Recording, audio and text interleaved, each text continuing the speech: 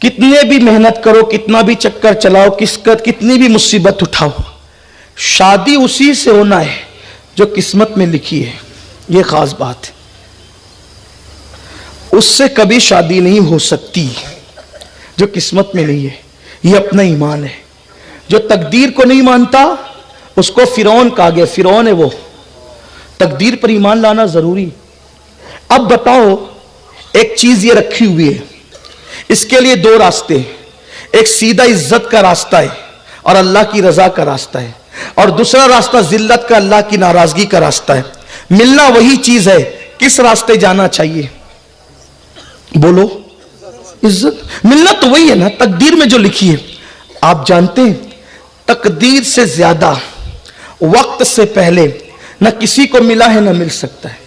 ये जो बहुत उटपटांग हरकत करते हैं ना नौजवान लड़के और लड़कियां, जल्दी करो जल्दी। अरे तेरी तकदीर में जब लिखा है उसी दिन होगा। हमने तो ऐसी भी शादी एक देखी है मैंने अपने बचपने में, कि हम बारात में गए थे अपने घर वालों के साथ, और वहां पर जो है वो दूल्हे को सेहरा पहनाया जा रहा था।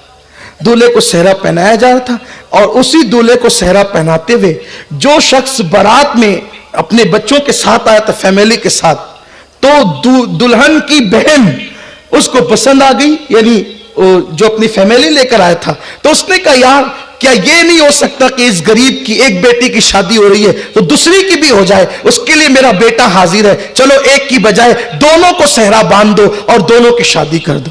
देखो, कभी उसने आने से पहले सोचा भी नहीं था कि मेरी इस तारीख को शादी होगी और उसकी उसी तारीख को शादी होगी। यानी वक्त आ गया तो न बारात की जरूरत, न हल्दी की जरूरत, न किसी और चीज की जरूरत, किसी रस्म की जरूरत नहीं। और ऐसे भी वाकयात हमने सुने कि दूल्हा आकर के बैठ गया, सेहरा बंधा, काफी बैठ गया, बारात सजी हुई है, और उसी वक्त ये हुआ कि नहीं, ये निकाह नहीं हो सकता। बोलो, होता है कि नहीं होता है? क्यों? तकदीर में नहीं लिखी थी। सेहरा बांधना तुम्हारा काम है, किसी को किसी के मुकद्दर में बांधना ये तुम्हारा काम नहीं है, ये मेरे अल्लाह की शान है। तो अल्लाह जिसकी किस्मत में जो लिख देता है उसको वही मिल करके रहता है, और जिस वक्त मिलता है उसी वक्त मिल करके रहता है। तो ये जो ऊद मात मचाते हैं ना लड़के लड़कियां, जल्दी करो, नहीं, टाइम आएगा बिल्कुल उसी वक्त होगी। और मेरे अल्लाह को तो मिलाने की शान आती है, मेरे अल्लाह को मिलाने की शान आती है। देखो, जुलेखा लिखी हुई थी हजरत यूसुफ अलैहिस्सलाम की तकदीर में, है ना? किसकी तकदीर में लिखी थी? हजरत यूसुफ अलैहिस्सलाम। और जुलेखा कहां की थी?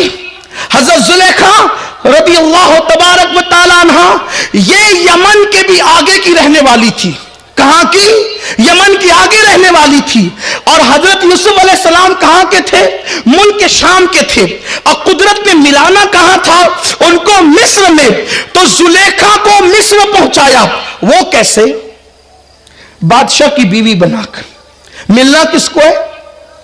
मिलना किसको है? यूसुफ अलैहिस्सलाम को। और पहुंचाया कहां? बादशाह की। लेकिन जब बादशाह की बीवी बनकर आई, दरअसल उन्होंने ख्वाब देखा था हज़रत ज़ुलेखा ने, कि एक बहुत खूबसूरत जवान है जो मेरे ख्वाब में आता है। वो पागल हो गई थी ख्वाब देखकर ही, हुस्न यूसुफ देखकर पागल हो गई थी। यहां कुर्बान में ये भी बात कहना चाहता हूं, हुस्न यूसुफ देखकर कोई पागल होता है, हुस्न मुस्तफा देखकर पागल अच्छे हो जाते हैं।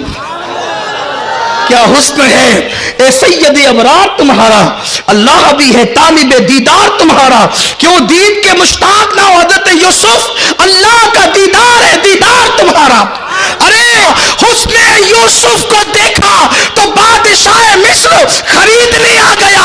हुस्न मुस्तफा को देखा नहीं, सिर्फ सुना तो हबशा का बादशाह नज्जाशी बिकने के लिए आ गया। हुस्न यूसुफ पे लोग खरीदने आते हैं, हुस्न मुस्तफा पे लोग बिकने आते हैं। हुस्न यूसुफ पे उंगलियां औरतों की कटती है, हुस्न मुस्तफा पर अरब के मर्द अपना सर कटाते हैं। हाय हाय, क्या हुस्न मुस्तफा है। मेरे इमाम कहते वो कमाल है, हुस्न हुजूर है कि गुमान नक्स जहां नहीं, यही फूल खार से दूर है, यही शम्मा है कि धुआं नहीं। करूं तेरे नाम पे जा फिदा, न बस एक जा दो जहां फिदा, दो जहां से भी नहीं जी भरा, करूं क्या करोड़ों जहां नहीं। کروں کیا کروڑ جہاں حسن کھاتا ہے جس کے نمک کی قسم، وہ ملی ہے دلارا ہمارا نبی۔ حضرت زلیخا کو پہنچایا مصر میں دلہن بنا کر۔ انہوں نے خواب دیکھا تھا، پاگل ہو گئی، پاگل، اور ان کے ابا نے بہت علاج کرایا، حتیٰ کہ ان کے ہاتھ پیر باندھ کر کے کمرے میں ڈال دیا گیا، بالوں کو نوچتی تھی بہت خوبصورت۔ اس زمانے کی سب سے خوبصورت عورت کا نام زلیخا ہے۔ پھر ایک دن خواب دیکھا تو پوچھا کہ تو کون ہے؟ کہا میں مصر کا بادشاہ ہوں۔ پھر اچھی ہوگی، کہا ابا وہ مصر کا بادشاہ ہے، بڑے بڑے بادشاہ نے پیغام دیے، کسی کا قبول نہیں کیا۔ ان کے ابا بھی بادشاہ تھے، زلیخا کے ابا۔ کہا میں تو اپنی بیٹی مصر کے بادشاہ کے یہی بھی آؤں گا۔ وہ آ گئی، لیکن آئی تو جیسے ہی گھونگھٹ اٹھا تو کہا یہ تو وہ نہیں ہے جس کو میں نے خواب میں دیکھا تھا۔ وہ بہت خوبصورت تھا، وہ تھوک نگلتا تھا تو تھوک جب وہ حلق کے اندر اترتا ہوا نظر آتا تھا۔ کہاں وہ، کہاں یہ؟ اب جیسے گھونگھٹ اٹھا اس کو دیکھا یہ وہ نہیں ہے، لیکن تھا وہ مصر کا بادشاہ۔ تو قدرت نے کیا کیا پتہ ہے؟ میرے اللہ کی شان دیکھو، جیسے ہی اس بادشاہ نے ہاتھ بڑھایا، اللہ نے زلیخا کو الگ کیا اور ایک جنی کو زلیخا کی ہم شکل بنا کر اس بادشاہ کے قریب کر دیا۔ تو میرے یوسف کے لیے ہے، اس لیے نکاح میں آنے کے بعد بھی تیری اس طرح حفاظت کریں گے۔ دیکھا یہ شان ہے اللہ کی۔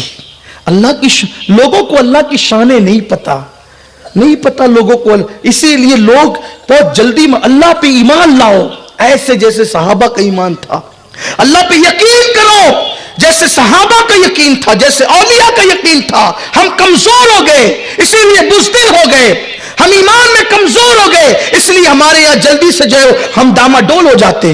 اللہ نے حضرت زلیخا کو الگ کیا، جنی بھیجی، اور پھر وہ بادشاہ اسی کے ساتھ رہنے لگا۔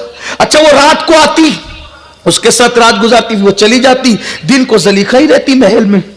دن گزرتے گئے، ایک دن شور ہوا، غلام آیا، اتنا خوبصورت آیا، اس جیسا کوئی نہیں۔ بادشاہ نے زلیخا سے کہا، پیار بہت کرتا تھا لیکن اس کو نہیں پتا تھا رات کو کوئی اور ہی ہوتا ہے، یہاں تو دوریاں ہی دوریاں ہیں۔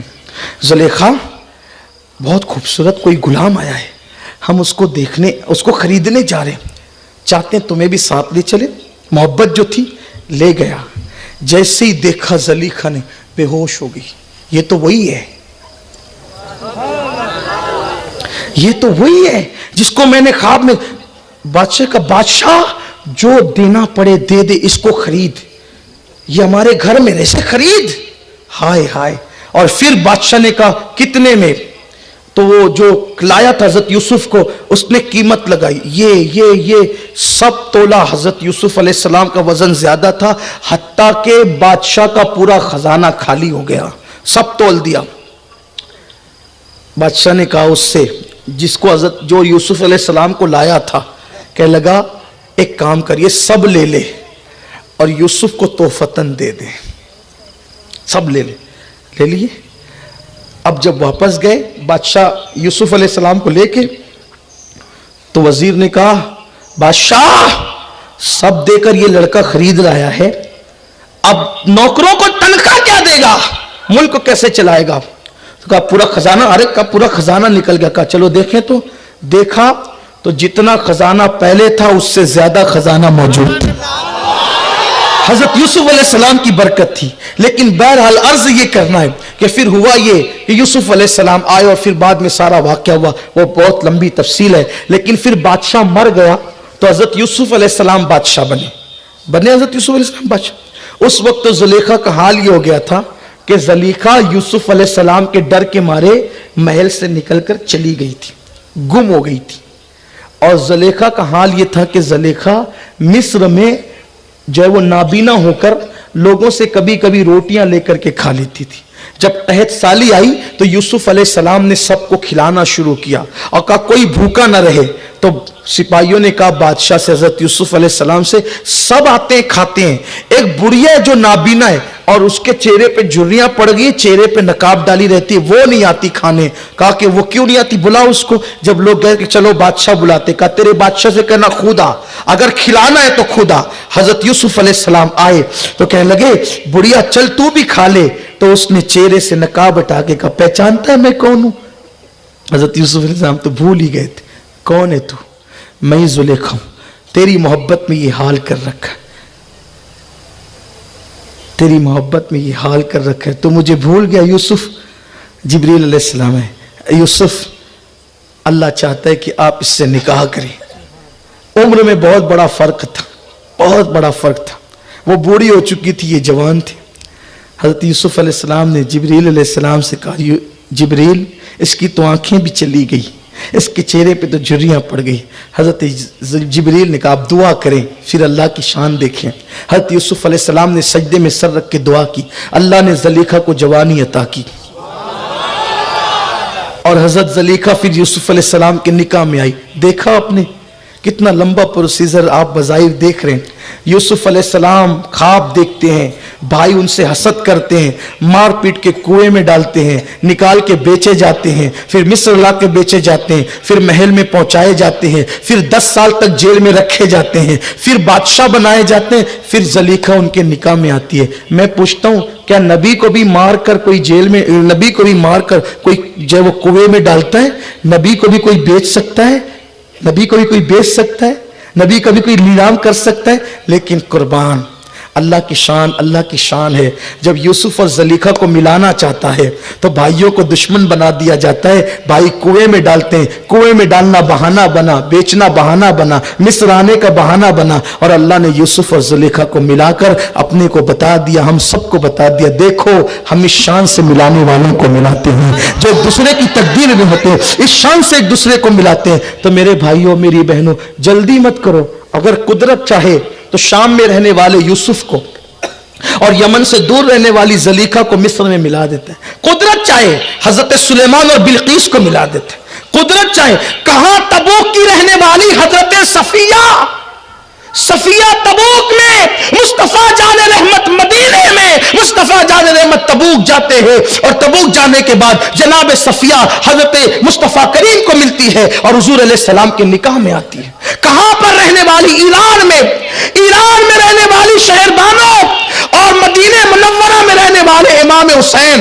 شہر بانو کے باپ دادا ایرانی, پارسی, آتش پرست, اور امام حسین کے نانا سید الانبیاء. اللہ اکبر, کیا کسی آتش پرست کی بیٹی نواز رسول کی بیوی بن سکتی ہے؟ اس کا کوئی تصور کر سکتا ہے؟ لیکن یہ اللہ کی شان ہے. مسلمان جاتے ہیں, جنگ کرتے ہیں, شہر بانو کنیز بن کر مسجد نبوی میں آتی ہے اور اس کے بعد ایمان لاتی ہے اور نبی کی بہو بن جاتی ہے. امام حسین کے نکاح میں آتی ہے. قدرت کو ملانے کے انداز آتے ہیں. اس لیے وقت سے پہلے کوشش مت کرو, ماں باپ کی مرضی پر نکاح کرو, والدین کی مرضی پر نکاح کرو, اس میں برکت ہوگی, رحمت ہوگی. اور جو بھاگ کر کریں گے ناکام ہو گئے. لوگ پاگل ہو جاتے ہیں, ناکام ہو جاتے ہیں, ٹینشن میں رہتے ہیں, نہ پڑھنے کے قابل, نہ لکھنے کے قابل, نہ کاروبار کے قابل, کسی قابل نہیں رہ جاتے. رسوائی رسوائی رسوائی. میں اکثر اپنے بھائیوں سے کہتا ہوں میرے بھائیوں وہ عشق کیوں کیا, وہ عشق کیوں کیا؟ اگر لوگوں میں چرچا اور شور ہو جائے تو بدنام ہو جاؤ, اور اگر چھپا لیا تو زہر کھا کے مرو, پھانسی لے کے مرو, اور اللہ اکبر ٹرین کے پٹری میں جا کر مرو, کنویں میں چلا. یہ دن کیوں آئے؟ ارے نادان, تو نے کسی ایسے اہرے گہرے سے عشق کیا کہ اگر لوگوں کو پتا چل جائے تو گلی میں سر اٹھا کے چلنے کے قابل نہ رہے, اور اگر تو چھپا لے تو پھر تجھے مرنا ہی پڑے, خودکشی کرنا پڑے. ایسے سے عشق کیوں کیا؟ اس سے عشق کر. اگر چھپا لے تو چھپانے والا اویس بنتا ہے, اور اگر بتا دے تو بتانے والا بلال بنتا ہے.